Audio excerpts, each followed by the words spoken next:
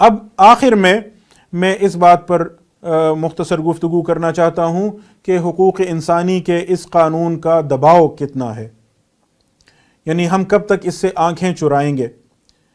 آنکھیں چرانے سے کام نہیں چلے گا، بلکہ اس چیلنج کا سامنا کرنا ہوگا۔ اس کے لیے پہلے اس بات پر توجہ کیجئے کہ بین الاقوامی قانون کا آپ کے ملک کی قانون کے ساتھ تعلق کیا ہے۔ اس تعلق کے متعلق 3 نظریات پائے جاتے ہیں۔ ایک نظریہ وحدت کا ہے کہ ملکی قانون اور بین الاقوامی قانون ایک ہی نظام کا حصہ ہیں۔ تو جیسے ملک کے اندر صوبہ ہوتا ہے، صوبے کے اندر ضلع ہوتے ہیں، تو اگر صوبائی اسمبلی نے کوئی قانون بنایا وہ ملکی قانون کا حصہ ہے، اور اسی طرح اگر وفاق کی سطح پر قومی اسمبلی نے یا پارلیمنٹ نے قانون بنایا وہ بھی ملکی قانون کا حصہ ہے۔ تو ایسے ہی بین الاقوامی سطح پر جو بین الاقوامی قانون بنتا ہے وہ بھی ایک نظام کا حصہ ہے۔ تو جیسے ہی آپ کی ریاست کسی بین الاقوامی معاہدے کی توثیق کرتی ہے تو اس معاہدے کی شقیں، اس کی دفعات وہ آپ کے قانونی نظام میں شامل ہو گئیں، اور اب آپ کی عدالتیں ان دفعات کو نافذ کر سکتی ہیں۔ تو پھر آپ کی ریاست میں اگر کوئی شہری یہ کہے کہ فلاں معاہدے میں مجھے ایک حق دیا گیا ہے جو ریاست مجھے نہیں دے رہی، تو وہ اس کے لیے عدالت میں جا سکتا ہے۔ یہ وحدت کا نظریہ ہے۔ یہ ان ممالک نے بالعموم تسلیم کیا ہے جہاں فرانس کا سول لا سسٹم نافذ ہے۔ پہلے دن میں نے آپ کو سول لا سسٹم اور برطانیہ کے کامن لا سسٹم کی کچھ خصوصیات ذکر کی تھیں۔ تو جن ممالک میں فرانس کا سول لا سسٹم نافذ ہے وہاں یہ وحدت کا نظریہ عموماً تسلیم کیا گیا ہے۔ البتہ جہاں برطانیہ کا کامن لا کا سسٹم نافذ ہے جیسے پاکستان، بھارت وغیرہ، تو وہاں ایک اور نظریہ ہے جس کو دوئی کا نظریہ کہا جاتا ہے، ڈوئلزم۔ اس کے تحت مفروضہ یہ ہے کہ بین الاقوامی قانون الگ ہے اور جو ملکی قانون ہے وہ بالکل الگ ہے، اور بین الاقوامی قانون براہ راست آپ کے ملکی قانون کا حصہ نہیں بنتا۔ چنانچہ جب آپ کی ریاست کسی معاہدے کی توثیق کر لے تو اس کے بعد ضرورت اس امر کی رہتی ہے کہ آپ کی پارلیمنٹ ایک قانون منظور کرے جس میں اس بین الاقوامی معاہدے کی دفعات کو شامل کیا جائے، آپ کے قانونی نظام میں شامل کیا جائے، تب وہ بین الاقوامی قانون آپ کے ملکی قانون کا حصہ ہو جاتا ہے، اور تب آپ کی عدالتیں اسے نافذ کر سکیں گی۔ جیسے مثال کے طور پر ایک بین الاقوامی معاہدہ ہے سفیروں کے حقوق اور مراعات کے متعلق، Vienna convention on diplomatic relations, سفارتی تعلقات کے متعلق معاہدہ ویانا۔ پاکستان نے اس کی توثیق کی، یہ 1961 کا معاہدہ ہے، لیکن توثیق کے بعد پاکستان کے پارلیمنٹ نے باقاعدہ ایک قانون منظور کیا 1972 میں۔ اس قانون کا نام ہے diplomatic relations and immunities act, سفارتی تعلقات اور مراعات کا قانون۔ تو آپ کی عدالت اب اس قانون کی روح سے سفیروں کے لیے استثناء بھی مانتی ہے اور ان کے حقوق بھی مانتی ہے۔ اس کو انکارپوریشن کہتے ہیں کہ بین الاقوامی قانون کو آپ نے پارلیمنٹ کے قانون کے ذریعے اپنے ملک کے قانونی نظام کا حصہ بنا دیا۔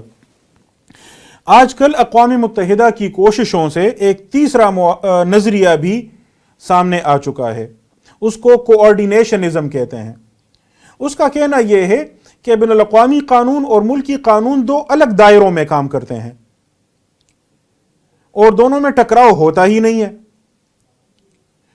لیکن بظاہر تو یہ بہت اچھی بات لگتی ہے، لیکن جب نتیجہ اس کا آخر میں نکالتے ہیں وہ بڑا خطرناک ہے۔ وہ کہتے ہیں جب کسی ریاست نے بین الاقوامی معاہدہ کر لیا تو اب وہ بین الاقوامی دائرے میں بین الاقوامی برادری کے سامنے جواب دہ ہے کہ اس معاہدے پر عمل کرے۔ جہاں تک آپ کی ملکی عدالتوں کا تعلق ہے تو وہ تو ملکی قانون کی پابند ہیں، تو ٹکراؤ تو ہے ہی نہیں۔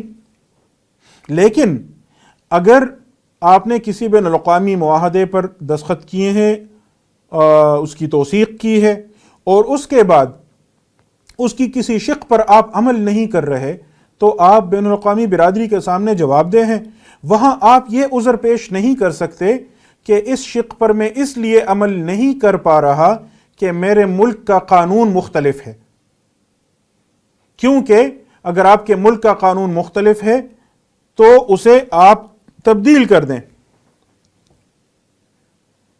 آپ نے اس قانون کو تبدیل کرنا ہے، کیونکہ رکاوٹ دور کرنا آپ کی ذمہ داری ہے۔ آپ نے بین الاقوامی معاہدے کی توثیق کی ہے، بین الاقوامی برادری کے سامنے آپ جواب دہ ہیں، اس لیے آپ یہ عذر نہیں پیش کر سکتے کہ میرا ملکی قانون مجھے اجازت نہیں دیتا تو اس قانون کو تبدیل کر لیں، جو بھی رکاوٹ ہے اسے دور کر لیں۔ تو نتیجہ آخر میں کیا نکلا کہ جب آپ نے بین الاقوامی معاہدے کی توثیق کر لی ہے تو اب اگر کوئی آپ کا ملکی قانون اس معاہدے کے خلاف ہے تو اسے تبدیل کرنا آپ کی ذمہ داری ہے۔ اب دیکھ لیجئے نا، توہین رسالت کی سزا کا قانون ہو، یا خواتین پر تشدد کے معاملات ہوں، یا گھریلو تشدد کا جیسے ذکر کیا جاتا ہے، یا اس طرح کے اور معاملات، آپ پر مسلسل دباؤ پڑتا ہے بین الاقوامی برادری کی جانب سے، اقوام متحدہ کی جانب سے، اور جو NGOs ہوتی ہیں، نان گورنمنٹل آرگنائزیشنز جو ہوتی ہیں، غیر سرکاری تنظیمیں جن کو اقوام متحدہ اور دیگر ممالک سے یا دیگر اداروں سے فنڈنگ ملتی ہے، ان کو باقاعدہ ان کا ٹارگٹ یہ ہوتا ہے کہ فلاں قانون کو تبدیل کروانا ہے کیونکہ وہ فلاں بین الاقوامی معاہدے کے خلاف ہے اور اس معاہدے کی پاکستان نے توثیق کی ہے، تو اب اس سے متصادم فلاں قانون کو تبدیل کرنا ہے۔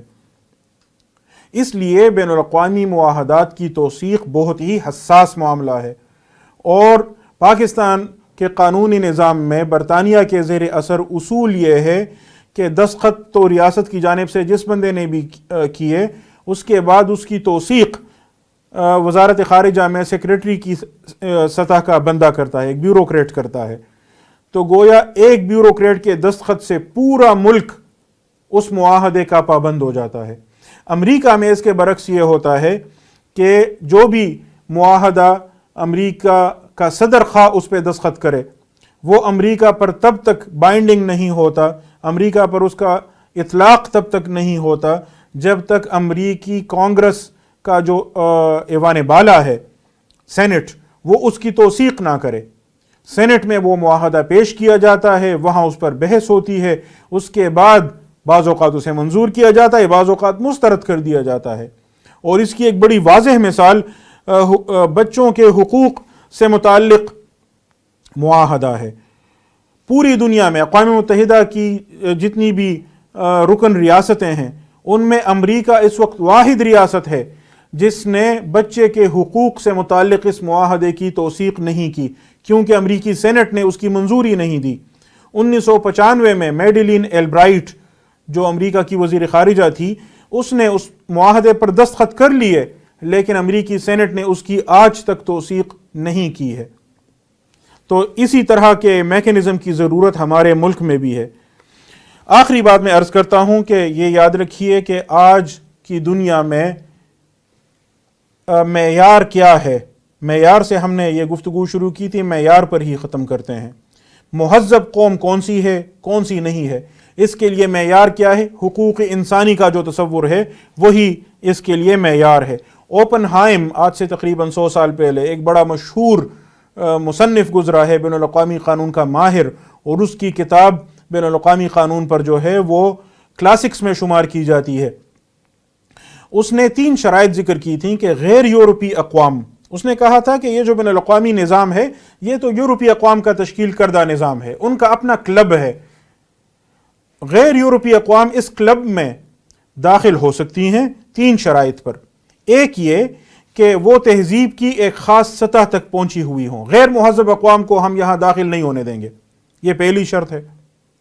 دوسری شرط یہ ہے کہ وہ اقوام یہاں داخل ہو سکتی ہیں جو ہماری شرائط مانیں گی، جو اس کلب میں داخل ہونے کے جو قواعد و ضوابط ہیں اور یہاں رہنے کے جو اصول ہیں ان پر عمل کرنے کی ذمہ داری اٹھائے۔